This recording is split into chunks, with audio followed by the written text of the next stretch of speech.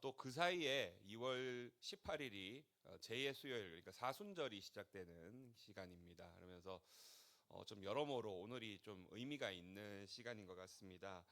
오늘은 좀 말씀을 통해서 저희가 이제 2월까지 이제 한 두 달 정도 2026년을 이제 지냈는데 저희가 지금 교회적으로 또 여러분 각 개인이 기도하면서 시작한 부분들을 우리 40일 기도를 통해서 시작하면서 지금 우리가 현재 어디에 있는지 또 하나님께서 어떻게 일하시고 계신지를 좀 함께 말씀을 통해서 좀 돌아보기를 원합니다. 자, 40일 동안 여러분 뭐 개근하신 분도 있고 그래도 뭐 못해도 뭐 한 10일 이상, 20일 이상 뭐 이렇게 오신 분들도 계시고 할 텐데 어떻습니까? 40일 동안 기도하신 분들 어떻게 뭐 좀 나왔습니까? 뭐 낚시꾼 기도 같은 낚시꾼처럼 이렇게 인사하는 것 같은데 뭐 좀 나왔습니까? 네, 응답이 있으신 것 같은가요? 40일에 좀 특별한 기도의 시간이 있었으니까 좀 특별한 응답이 있었으면 참 좋겠다라는 그런 바람들을 가지게 되는데 경험상 이런 기도를 뭐 40일을 하건 70일을 하건 100일을 하건 생각보다는 큰 변화가 그렇게 나타나지는 않습니다. 오히려 있으면 참 감사한 일이에요. 제가 뭐 없는 거를 당연하다 생각하면서 이 목사가 왜 이래 믿음 없는 소리를 하나 이렇게 생각하실 수 있는데 저희가 뭔가를 기도를 했을 때에 곧바로 뭔가 응답이 나타나는 게 안 나타나는 게 뭔가 없는 게 오히려 당연한 겁니다. 우리는 뭔가 딱 바로 응답이 팍 주어지는 것을 원할 때가 있습니다만 물론 하나님께서 그런 식으로 응답하실 때가 있습니다. 저도 종종 기도하면서 그런 식의 응답을 받았던 적이 있긴 했습니다만 하나님께서 응답하시는 방식의 대부분은 그렇게 곧장 기도했으니까 그래 기도했으니까 나 줄게 타고 이렇게 던져주는 식으로 그런 식으로 기도가 주어지지는 않습니다. 다만 이제 저희가 이제 이 40일의 기도의 시간들이 여러분 개인적으로도 2026년 한 해를 시작하면서 각자 개인의 어떤 기도의 제목들, 가정의 기도 제목들을 가지고 하나님께 기도 드리셨겠지만 우리 교회적으로는 이제 다임 목사님의 은퇴 이후에 우리 새로운 다임 목사님을 청빙하는 그 과정에 대해서 우리가 하나님 앞에 내려놓고 주님께 간절히 구하는 시간이었기 때문에 그러면 이제 어떻게 될 건가에 대한 그런 고민들을 우리 모두가 조금씩은 하게 될 것입니다. 우리 주보에 보시면 사면에 이제 나와 있다시피 저희 이제 청빙 공고가 지난주 주보에도 올라가셨습니다. 혹시 지난주에 뭐 제대로 못 보신 분들도 계실 것 같은데 지난주 주보, 이번 주 주보해서 이제 담임 목사님 청빙 공고가 올라갔고요. 뭐 주보에 올라간 거가 전부는 아니고 저희 이제 교단 기관지라든지 또 여러 이제 군대에 저희가 이제 공고를 내고 이제 본격적으로 이 청빙의 절차를 시작하게 될 겁니다. 우리가 생각한 것보다 빠르게 이제 이 모든 과정들이 마칠 수도 있고요. 혹은 우리가 생각한 것 이상으로 시간이 좀 지체되고 오래 걸릴 수도 있겠습니다. 근데 기도에 대해서 우리가 뭐 흔히 얘기할 때는 기도를 하면은 응답을 받거나 혹은 응답에 대해서 거절을 하거나 혹은 기다린다 뭐 이런 식으로 우리가 흔히 이해를 하고 있습니다만 오늘은 우리가 이 기도 응답에 대한 기다림이 우리에게 어떤 의미가 있는지에 대해서 함께 말씀을 나누기를 원합니다. 자, 우리가 일단 40일을 마쳤기 때문에 아까도 제가 말씀드리면서 뭔가 좀 있습니까? 라는 식으로 물었는데 실제로 좀 기도를 했으면 뭔가 이렇게 결과물이 있었으면 하는 마음이 있는 건 모두가 마찬가지입니다. 그런 조바심을 가진 것이 우리만이었느냐? 우리만은 아닙니다. 오늘 말씀에 모세도 역시 그런 조바심을 가지고 하나님 앞에 구하고 있는 모습입니다. 자, 오늘 33장의 배경을 조금 아실 필요가 있는데 지금 시작부터 나오는 이 대목만 보게 되면 굉장히 신비로운 어떤 체험의 말씀입니다. 하나님의 영광을 보이셔서 하니까 하나님께서 모세에게 네가 나를 보면은 살지 못한다 그러면서 모세를 바위 틈에 이렇게 거기에 숨겨두셨다가 나중에 지나가시고 나서 모세는 그의 하나님의 뒷모습 등을 보았다. 뭐 이렇게 기록이 되어 있죠. 굉장히 신비로운 말씀이고, 야 나도 이런 체험을 한번 해봤으면 좋겠다. 뭐 이런 생각들을 한 번쯤은 해볼 만한 그런 본문입니다. 근데 오늘 말씀의 배경을 알면은 이게 그렇게 신비하고 뭔가 이렇게 모세에게 참 영광스럽고 참 좋겠다 이런 식으로 마냥 볼 수 있는 본문이 절대로 아닙니다. 자, 왜 그러냐? 오늘 33장의 말씀 이전에 보게 되면 어떤 일이 있느냐? 이스라엘이 출애굽한 이후에 시내산에서 하나님과 대면하여 만나게 됩니다. 물론 뭐 직접 보는 건 아니고 시내산 꼭대기의 정상에 막 이렇게 뇌우가 치고 구름이 끼고 있는 그런 모습을 통해서 하나님의 영광이 임재했다라는 것을 이제 보게 되는 거죠. 그리고 거기에서 하나님께서 이스라엘과 언약을 맺고 또 십계명을 주시면서 그 율법을 통해서 나는 너희의 하나님이 되고 너희는 내 백성이 된다. 자, 이렇게 언약을 맺습니다. 그리고 나서 모세를 잠시 시내산 정상을 올립니다. 모세 혼자서 올라가요.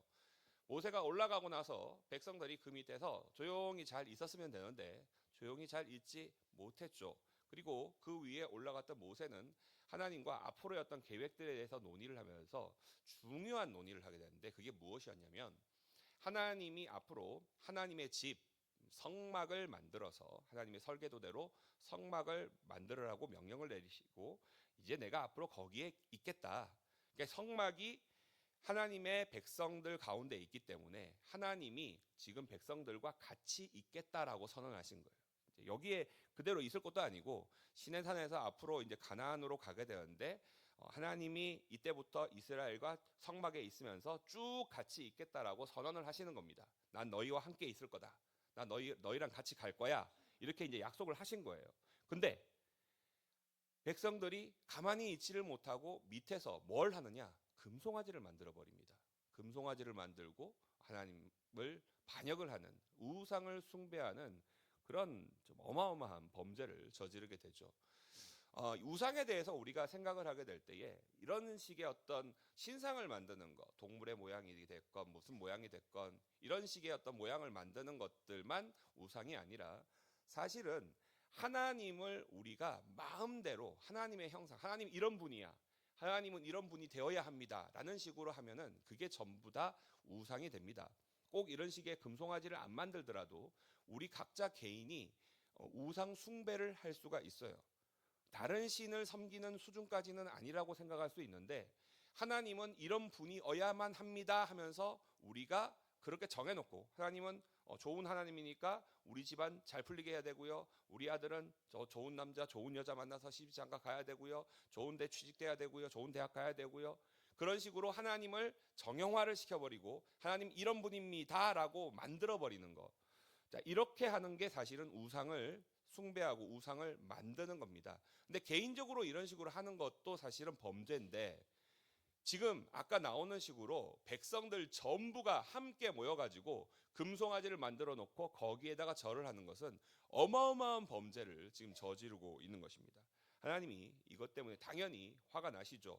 화가 나셨는데 어떻게 말씀을 하시고 있느냐? 출애굽기 33장 3절을 보시면 주님이 이렇게 말하고 있습니다. 나는 너희와 함께 올라가지 아니하리니. 자, 하나님이 분명히 성막을 만들고 이스라엘하고 함께 있을 거다라고 했는데 뭐라고 하냐면요. 너희 내가 약속은 했기 때문에 약속의 땅 가나안을 정복할 수 있게 만들어 줄게.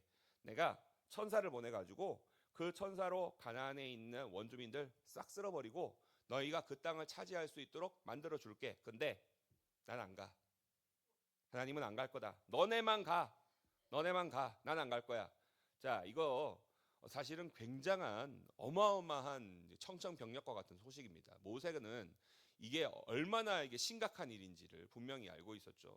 백성들도 역시 다 같이 여기에 대해서 우리가 잘못했구나를 깨닫고 하나님께 엎드리게 됩니다. 자, 모세가 하나님의 마음을 돌이키기 위해서 계속해서 노력을 합니다. 하나님이 같이 가지 않는다고 하면 사실 이스라엘 백성은 애굽에 있으나 광야에 있으나 가나안 땅에 있으나 똑같은 겁니다. 하나님이 함께하지 않는 백성은 어디에 있느냐? 뭐 가나안 땅이라고 해서 좋은 땅에 있는다고 해서 많은 것들을 가지고 있다고 해서 그거는 하나님의 백성이 아니라는 이야기나 마찬가지이기 때문에 모세는 조금 전까지 이제 하나님이 성막 얘기를 했기 때문에 성막에 있다라고 하는 것 이게 얼마나 중요한 건지 하나님 우리와 함께한 게 얼마나 중요한지를 알기 때문에 더 간절히 기도한 겁니다. 그래서 하나님이 모세의 그 간구를 듣고 마음을 돌이키십니다. 그래 알았다 나 갈게. 간다고. 자, 근데 여러분 한번 하나님이 그런 분은 아니지만 하나님 그런 분 아닙니다만 사람과 사람 사이에 뭐 여러분 여기 신혼 부부가 있는데 신혼 부부는 또 별거 아닌 거 가지고 늘 알콩달콩 할 것 같지만 별거 아닌 거 가지고 토라지고 싸울 때가 있지 않습니까? 그러다가 갑자기 집에 들어왔는데 아내가 오빠 나 뭐 달라진 거 없어라고 묻는데 거기에 대해서 제대로 대답을 못하는 남편의 모습에 됐어 오빠 혼자 밥 먹어 이렇게 돼버리면 근데 내가 도대체 뭘 못 알아본 건지 도대체 이제 감을 못 잡게 되죠. 여러 가지 노력을 해서 막 합니다. 그래서 이제 뭐 계속해서 막 뭐 마음을 돌리기 위해서 막 노력을 하죠. 막 노력을 막 하는데 그러면 뭐 못 이긴 척 그래 알았어 뭐 내가 뭐 봐줄게 그런데 그냥 이렇게 한번 그냥 봐줄게 이러면 더 불안해요. 더 불안해가지고 아니 근데 이제 더 뭐 마음을 풀어주려고 막 노력하지 않겠습니까? 지금 하나님이 간다. 처음에 안 가신다고 했다가 간다라고 했어요. 근데 사람으로 치면은 이런 느낌인 거예요. 모세가 듣기에 하나님이 실제로 그랬다는 게 아니라 모세가 느끼기에는 그래 나 갈게 알았어. 자 여러분 이게 어떻게 느껴지십니까? 처음에 간다고 할 때는 내가 너희와 함께 하겠다. 내가 너희의 성막을 짓고 너희와 함께 거하겠다. 이렇게 얘기할 때는 야 우리 하나님 우리와 함께 하시구나 하는데 안 간다 했단 말이에요. 안 간다고 이제 우상 숭배 때문에 나 너희랑 안 간다. 너희는 이거 안 글러먹었어. 이제 이러면서 안 간다고 하셨다가 다시 간다고 하시는데 모세가 듣기에 하나님이 그러셨다는 게 아닙니다. 모세가 듣기에 알아서 갈게. 자 이게 어떻게 느껴지세요? 뭔가 이렇게 찝찝하잖아요. 느낌상 모세가 더 간절히 매달립니다. 확실하게 가신다는 뭐 보장을 하는 뭔가를 좀 보여주십시오. 지장이라도 찍어주십시오. 이런 느낌으로 오늘 18절에 기도를 하는 겁니다. 뭐라고 기도하고 있습니까? 원하건대 주의 영광을 내게 보이소서. 자, 이게 주의 영광을 내게 보이소서 이렇게 하니까 이 말 자체는 굉장히 멋있는 기도처럼 들립니다. 우리가 그렇게 나도 이렇게 한번 기도해봐야지. 하나님 주의 영광을 내게 보이소서 이렇게 기도 한번 해봐야지. 이렇게 느껴지는 기도처럼 보이지만 사실 이 기도 무서운 기도입니다. 왜냐하면 뒤에 보면 나오지만 하나님이 집사님 조금만 자제하시고 뒤에 보면 나오는데 하나님이 내 얼굴은 너에게 보이지 않겠다라고 말씀하시거든요. 내 얼굴을 보이지 않겠다. 그 말은 무슨 말이에요? 지금 모세가 영광을 보이소서라고 하는 이 말이 하나님 얼굴을 보여달라는 얘기입니다. 하나님 얼굴을 보여달라는 얘기예요. 근데 뒤에 이어지는 내용을 보면 나오지만 하나님의 얼굴을 보는 거는 인간이 죽는 길입니다. 죄인된 인간은 하나님의 영광을 그 얼굴을 본다는 거는 죽겠다라는 얘기하고 똑같아요. 그런데 그렇게라도 해서 확실하게 하나님이 함께 간다는 보장을 해달라는 겁니다. 또 확실한 뭔가를 달라라고 지금 주님께 얘기하고 있는 겁니다. 어떻게 보면은 모세 입장에서는 엄청나게 정직하게 절규하듯이 지금 기도하고 있는 겁니다. 근데 하나님이 응답을 해주십니다. 이 기도에 응답을 하시는데 방식이 묘해요. 한번 22절을 같이 한번 읽어보겠습니다. 천천히 한번 같이 읽겠습니다. 22절 시작. 내 영광이 지나갈 때에 내가 너를 반석 틈에 두고 내가 지나도록 내 손으로 너를 덮었다가. 자, 그림으로 한번 볼까요? 그림으로 보시면 자 여기 이쪽이죠. 하나님이 이 반석 틈에 바위 틈에 모세를 가두고 지금 여기는 보이진 않지만 하나님의 손으로 그를 이렇게 덮어버립니다. 자 여기서 덮는다라고 하는 말이 그냥 이렇게 살짝 얹는 게 아니라요. 있는 게 아니라 꽉 눌린다는 말입니다. 꽉 눌린단 말이에요. 그러면 좁은 바위 틈에서 위에서 이렇게 눌리면 어떤 느낌입니까? 답답하고 갑갑하고 뭔가 막 고통스러운 그런 느낌이 있잖아요. 그런데 왜 하나님이 그렇게 하시냐? 하나님이 영광이 지나가기까지 그 손으로 덮어두신다고 했거든요. 왜요? 모세를 보호하시려고. 그래서 주님이 지금 손으로 덮는 것은 바위 틈에 모세를 집어넣고 그를 꾹 눌러서 갑갑하고 답답하게 만드는데 본인은 너무나 고통스럽습니다. 왜 이렇게 답답하게 만드는가 싶은데 이게 하나님 입장에서는 모세를 보호하시려는 하나님의 사랑의 손길인 겁니다. 엄마와 아이가 시장통에 갔다가 길을 잃어버렸어요. 아이가 길을 잃어버렸어요. 정신없이 찾겠죠. 제가 예전에 마트에 저희 큰애 시호를 5살, 4살 이때쯤이었는데 마트에 같이 갔어요.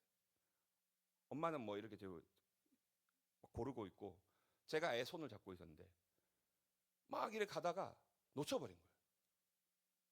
놀래서 쳐다봤는데 이게 잠시 놓쳤는데 애가 안 보여요. 정말 심장이 막 무너지는 것 같은 거예요.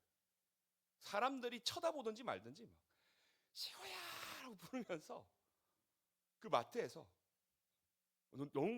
그때 너무 공포스러웠어요. 겨우 찾았는데 저도 모르게 아이 손을 잡는데요.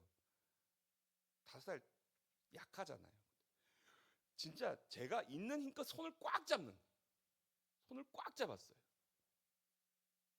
아프다고 애가 막 울어요. 근데 여러분, 이 손을 꽉 잡는 게 애 아프라고 잡는 겁니까? 나 너 놓치지 않을 거야. 그 간절함이 담겨 있는 손의 힘이 하나님께서 모세를 바위 틈에서 누르고 있는 손길인 겁니다. 본인은 너무 답답해요. 여기서 빨리 벗어나고 싶어요. 빨리 벗어나고 싶은데 그 갑갑하고 답답한 고통스러운 그 시간이 사실은 하나님이 그를 보호하고 계시는 가장 하나님의 따뜻한 손길이 역사하는 시간이라는 겁니다. 우리가 삶을 살다 보면 그게 하나님의 손이라고는 생각하지 못하고 뭔가 답답해요. 기도하고 매달리는데도 인생이 안 풀려요. 앞으로 나아가지를 못하는 것 같아요. 우리 청년들하고 같이 있다 보면 여러 가지 고민들을 할 수 있지만 취업에 대한 고민들을 참 많이 합니다. 이미 취업을 하면 그나마 낫지만 아직 취업을 앞두고 있는 청년들은 거기에 대한 막연한 두려움들이 참 많아요. 어떻게 되지? 막 여기저기 원서도 넣고 알아보고 기다리기 또 그러니까 또 괜히 눈치 보여서 편의점 같은 데 가서 뭐 알바라도 하고 막 그러게 했는데 뭔가 문이 안 열려요. 내 미래는 왜 이렇게 안 열리나? 하나님 나를 사랑하시지 않는 건가? 너무나 답답한 겁니다. 이게 바로 모세가 느끼는 그 감정이에요.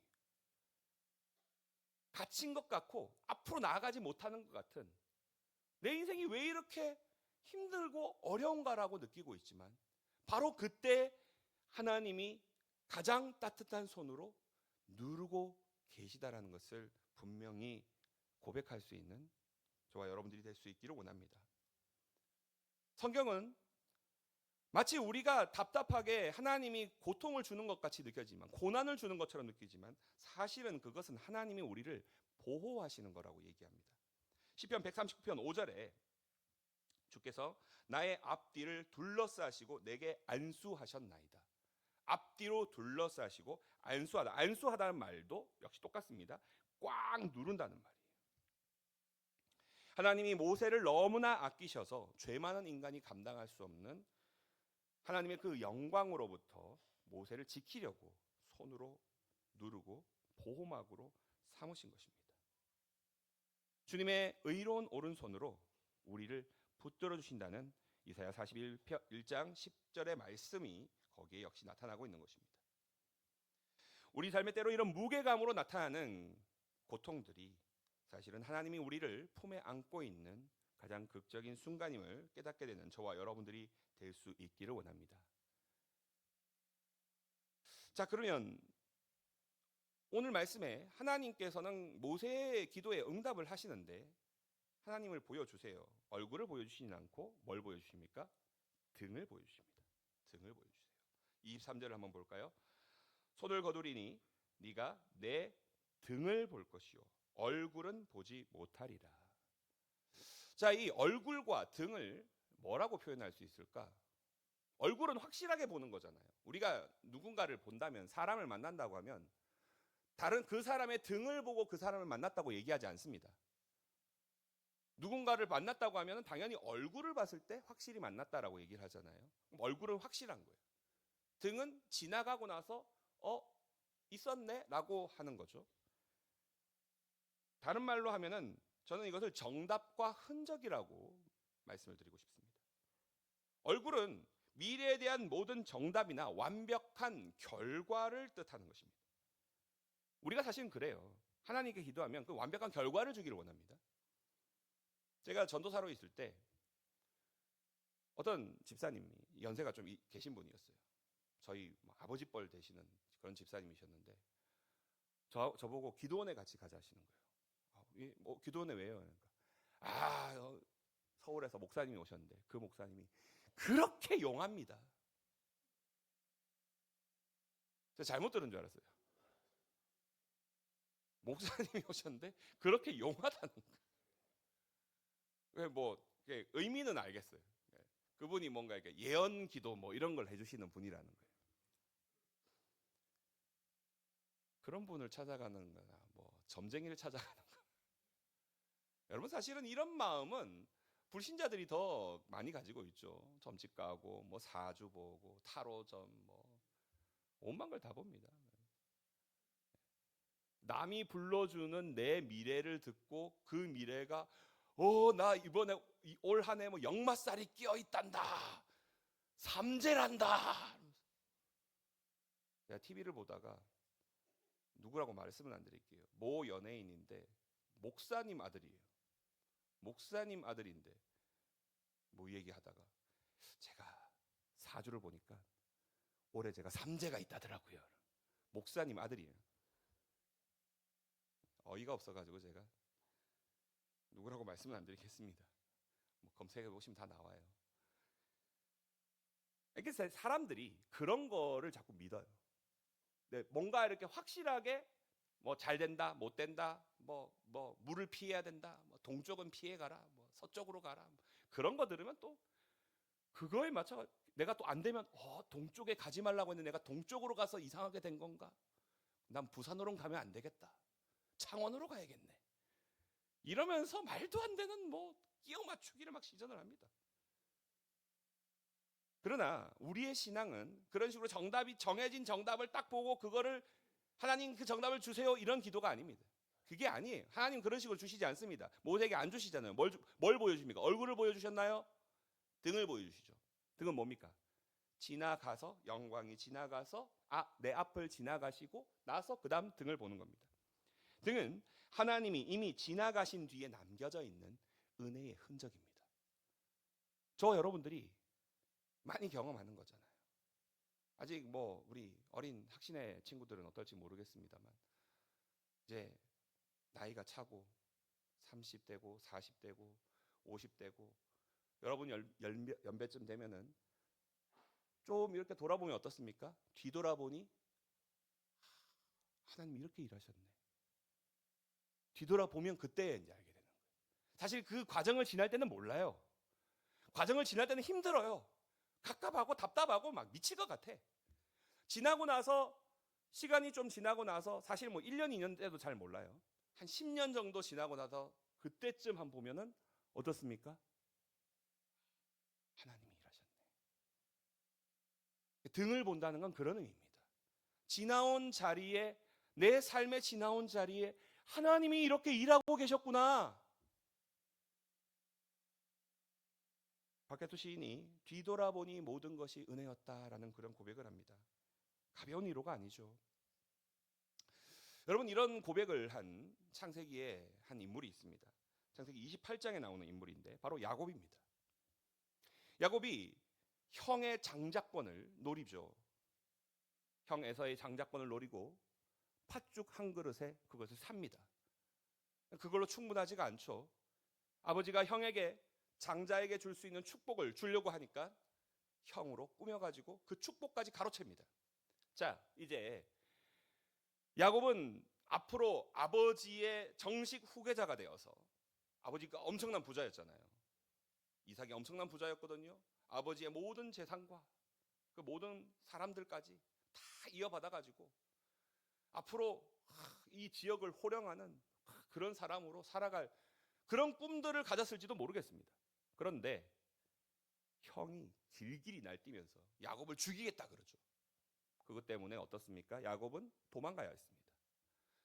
조금 전까지 모든 것을 다 가진 것처럼 생각됐던 그의 모든 인생들이 다 날아가는 거예요. 다 뭐였나 싶은 거예요. 근데 여러분, 요때 야곱이 몇 살인지 아십니까? 몇 살일 것 같아요? 20대, 30대 같습니까? 요때 78살입니다. 도망갈 때. 성경을 좀 보신 분들은 이때 야곱, 심지어 결혼도 안 한 노총각도 아니고 노인 총각이었죠. 그렇게 가면서 도망가면서 벌판에서 돌베개를 베고 잠을 잡니다. 그런데 그 캄캄한 밤에 아무것도 없어 보이고 미래가 다 사라진 것처럼 보이는 그 캄캄한 밤에 하나님이 나타나십니다. 28장 15절입니다. 내가 너와 함께 있어 네가 어디로 가든지 너를 지키며 내가 내게 허락한 것을 다 이루기까지 너를 떠나지 아니하리라. 사실 이 말씀은요, 지금 야곱이 잠들어서 하나님 환상 가운데 하나님을 뵙긴 했지만 이 말씀 자체가 뭐냐? 그 이전부터 하나님이 계속 함께하고 계셨다는 얘기입니다. 그 전부터 있었다는 거예요. 야곱이 형을 속이고 아버지를 속이고 그렇게 살아온 인생 가운데서 나는 몰랐지만 하나님은 계속 야곱과 함께하고 있었다는 겁니다. 잠에 섞인 야곱이 이야기합니다. 여호와께서 과연 여기 계시거늘 내가 알지 못하였도다. 여기가 어딥니까? 내 인생이 앞을 꽉 막힌 것 같고 밤처럼 고통스러운 시간들인데 사실 여기에 바로 여기에 내가 고통스러워하는 바로 이 시간에 하나님은 여기에 계셨다. 여러분 이것을 믿으십니까? 우리는 반대로 생각해요. 내가 답답하고 고통스럽고 고난의 시간을 지나고 있다라고 느낄 때 하나님이 나한테서 떠나갔다, 하나님이 나와 함께 하시지 않는다라고 생각하지만 반대로 하나님은 그때에 우리와 함께하고 계신 것입니다. 마치 모세가 바위 틈에서 주님의 손에 꽉 눌려져 있는 것과 같이 고통스럽고 답답한 시간, 그때에 주님은 함께하고 계셨다는 겁니다. 야곱은 야곱의 방식으로 하나님의 등을 본 것이죠. 그래서 여기가 바로 하나님의 집이구나 라고 하면서 베델이라고 이름을 짓죠. 욥도 역시 비슷한 고백을 남깁니다. 그의 인생이 참 힘들고 어려운 시간을 지날 때에 이렇게 얘기합니다. 그런데 내가 앞으로 가도 그가 아니 계시고 뒤로 가도 보이지 아니하며 너무나 고통스럽습니다. 여기도 안 계신 것 같고 저기도 안 계신 것 같아요. 찾고 구하고 부르짖어도 하나님이 안 계신 것 같은 그런 시간들인데, 그러나 지나고 나서 10절의 고백입니다. 그러나 내가 가는 길을 그가 아시나니 그가 나를 단련하신 후에는 내가 숭금같이 되어 나오리라. 내가 가는 길을 그가 아신다는 말은 그냥 지식적으로 안다는 말이 아니라 내가 가는 길을 그가 같이 가고 계시나니, 그래서 이 모든 고난의 과정들을 겪고 난 이후에 내가 정금과 같이 숭금과 같이 주님 앞에 나아가게 될 것이다 라고 고백을 하고 있는 것입니다. 바위 틈에 주님이 나를 꾹 누르시는 그 시간은 그저 고통스럽기만 한 시간이 아니라 우리를 만드시고 단련하시고 만들어 가시는 시간이라는 것입니다. 우리 권사님들 많이 계신데 권사님들이 비슷하게 고백하시는 부분들이 있습니다. 과거의 얘기들을 이렇게 하다 보면 힘들고 어려운 시간들이 있지만 그렇게 고백하시잖아요. 힘들고 어려운 때가 있는데 그때도 주님이 나를 붙들고 계셨구나. 우리 권사님들 그런 고백하시지 않으십니까? 지금 우리가 청빙의 과정들을 밟아가는 과정에 있는데 짧을지 길지 어떻게 될지 아무도 모릅니다. 이 시간이 힘들다 어렵다 제가 그런 말씀을 드리는 건 아닌데, 그러나 이 시간들이 우리 교회에게도 역시 동일하게 나타날 줄 믿습니다. 하나님은 바로 이때에 우리와 함께하고 계시고 우리를 바위 틈에서 꾹 눌리시며 우리를 단련시키시고 우리를 보호하시고 우리를 안아주고 계시다는 사실을 믿으시길 바랍니다. 때로 우리는 너무나 연약해서 하나님을 원망할 때가 있습니다. 잘 살고 의인으로 살고 말씀대로 살려고 노력을 합니다. 시편 73편에 아삽이 그렇습니다. 세상에서 악한 사람들이 잘 되는 걸 보는 거예요. 나는 지금 열심히 살고 있는데 악한 사람이 잘 되는 걸 보는 거예요. 이게 참 답답한 거예요. 그냥 나 혼자 인생이 안 풀리고 이게 문제가 아니라 나의 삶도 나의 삶인데 여러분이 나를 바라볼 때 어떻습니까? 다른 사람하고 비교하면서 보게 되잖아요. 특별히 하나님 앞에 너무나 신실하게 살아가는 사람들 말고 악한 사람들이 있습니다. 악인들이 있습니다. 불신자들 가운데 특별하게 더 악한 사람들, 그런 사람들이 더 잘 나가는 것처럼 보이는 거예요. 그래서 나의 이 삶이 너무나 헛되게 느껴집니다. 시편 73편 13절입니다. 내가 내 마음을 깨끗하게 하며 내 손을 씻어 무죄하다 한 것이 실로 헛되도다. 이렇게 살아서 뭐합니까? 이렇게 살아도 인생 안 풀리는데 뭐하냐고요? 라는 표현을 하고 있습니다. 근데 그 아삽이요, 이런 원망을 뱉다가 언제 반전이 되냐? 하나님의 성소에 들어갈 때 그렇게 됩니다. 성소에 들어가면서 이렇게 고백합니다. 내가 이같이 우매 무지함으로 주 앞에 짐승이오나 내가 항상 주와 함께하니 주께서 내 오른손을 붙드셨나이다. 여러분, 이 고백에서 핵심은 나는 짐승처럼 어리석고 하나님의 그 뜻을 헤아려 알지도 못하고 있는데 주님은 나의 오른손을 항상 붙들고 있었다라는 것입니다. 내가 잡는 것이 아니라 내가 하나님을 잡으려고 했다 생각했는데 내가 잡으려고 하는 게 아니라 하나님이 우리를 붙잡고 계셨다라는 겁니다. 절벽에서 높은 곳에서 아이가 떨어지려 할 때 아버지가 손을 뻗어서 아이를 잡습니다. 그러면 여기서요, 이 아이가 떨어지지 않기 위해서 중요한 건 누구의 힘입니까? 붙들고 있는 아이의 힘입니까? 아버지의 힘이죠. 아버지의 힘이 중요한 겁니다. 기도는 뭐냐? 기도는 내가 기도하면 하나님이 이렇게 이루어 주신다가 아니라요, 기도는 내가 하나님을 잡는 줄 알았는데 기도 가운데 하나님이 나를 붙들고 계신 것을 확인하게 되는 겁니다. 이게 진짜 응답입니다. 우리의 40일의 기도의 시간 역시 마찬가지입니다.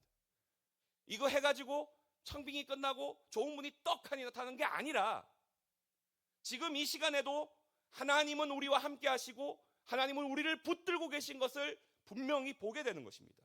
아삽은 세상의 현장 가운데 살 때는 하나님을 원망하였지만 주의 성소로 들어가며 그분께 가까이 나아가게 될 때에 주님이 나를 이끌고 계시고 주님이 나를 붙들고 있다는 것을 깨닫게 됩니다. 기도 가운데 하나님의 임재를 체험하는 가운데 우리가 그것을 깨닫게 되는 것입니다.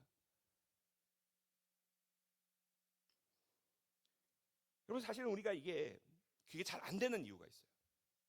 하나님이 나를 붙들고 있다, 뭐 말씀에도 듣고 오늘 이 얘기가 아니더라도 알고는 있습니다. 근데 왜 우리는 하나님이 우리를 붙들고 계시고 우리와 함께 하고 계신다는 것을 자꾸 망각할까요?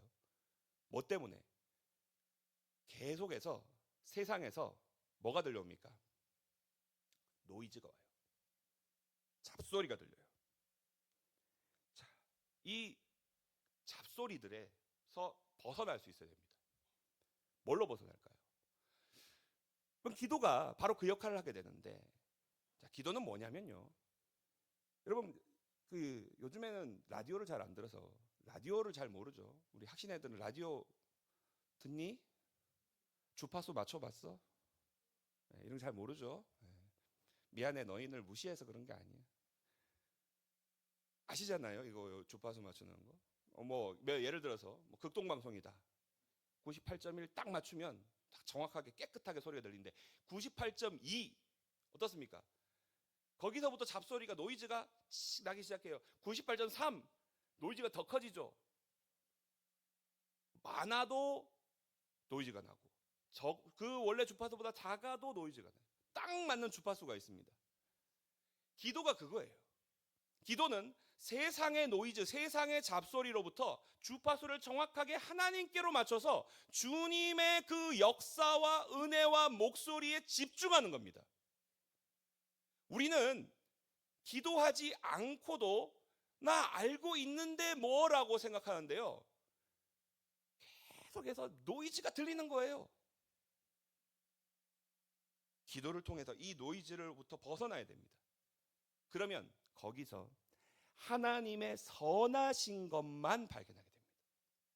19절을 보십시오. 내가 내 모든 선한 것을 내 앞으로 지나가게 하고, 내 선한 것을 지나가게. 선하다라고 하는 게 성경에서 선하다라는 말하고 동의어가 있습니다. 좋다. 그래서 창세기에 보면 뭐라고 나옵니까? 보시기에 좋았더라. 그 말은 보시기에 선하였더라. 똑같은 말입니다. 하나님이 보시기에 좋은 것들, 선한 것들이 우리에게 그대로 오게 되는 겁니다.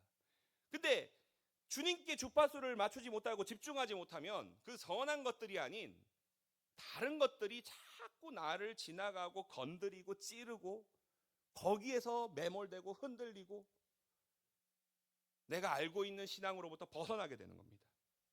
이미 예비되어 있는 하나님의 거대한 선하신 가운데에 내 마음의 채널을 분명하게 맞춰서 거기에 집중을 해야 되는데 그렇지 못하기 때문에 우리가 계속 흔들리고 하나님 앞에 서지 못하게 되는 우리의 모습이 있게 되는 것입니다. 기도를 할 때마다 우리는 어떤 경험을 하게 됩니까? 시편 34편 8절입니다. 너희는 여호와의 선하심을 맛보아 알지어다. 그에게 피하는 자는 복이 있도다. 맛보아 알지어다. 맛보아 알지어다. 주님의 그 선하심이, 그 손길의 누르심이 답답한 게 아닌 하나님의 선하심으로 나에게 부어주신다라고 하는 체험을 할 때에 우리는 그 답답함이, 그 고통이 나에게 기쁨으로 변화가 되게 되는 것입니다. 여러분, 모세는 반석의 틈에서 하나님의 그 거대한 손길들을 경험했습니다. 오늘날 우리는 어떻습니까? 하나님의 손길, 그 손길은 이제 십자가의 예수님의 그 못 박힌 손길로서 우리와 함께 해 주십니다. 요한복음 20장 27절에 부활하신 주님이 도마에게 말씀하십니다. 네 손을 내밀어 내 옆구리에 넣어보라. 손을 옆구리에 넣어보라. 굳이 이 흔적을 확인하게 하십니다. 이 흔적이 무슨 흔적입니까? 저와 여러분의 죄를 씻게 하기 위해서 상처 나시고 피 흘리신 흔적이지 않습니까? 살이 찢겨지고 벌어지고 그 살이 벌어진 자리에 손을 넣으라고 합니다. 성경 주석가 매튜 헨리가 우리 출애굽기 33장에 모세가 숨어있는 바위 틈을 바로 이 예수님의 상처 자국이라고 그렇게 얘기를 합니다.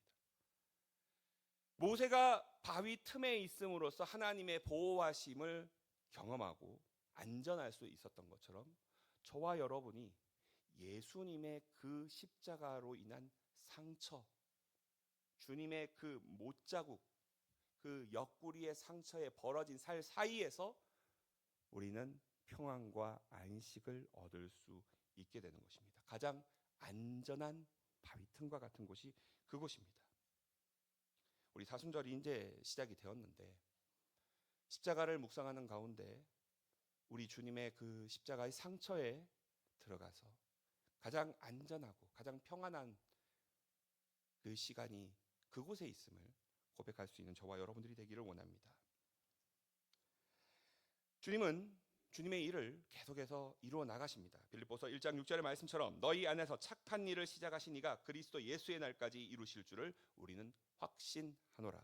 주님은 저와 여러분을 선한 길 위에 서게 하셨고 그 길에 우리와 늘 함께하고 동행하시며 인도하시고 끝까지 가주시는 줄로 믿습니다.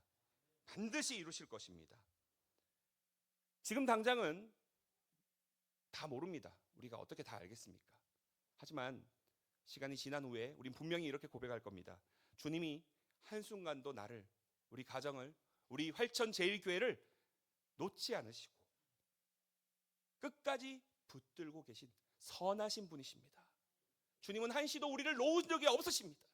주님은 그 강한 손으로 우리를 덮으시고 안아주시고 함께 주시고 계십니다. 우리를 꽉 붙들고 계시는 예수님의 그 못 박힌 손 안에서 참된 평안과 승리를 누리는 우리 모든 성도님들 되시기를 소망합니다. 기도하겠습니다.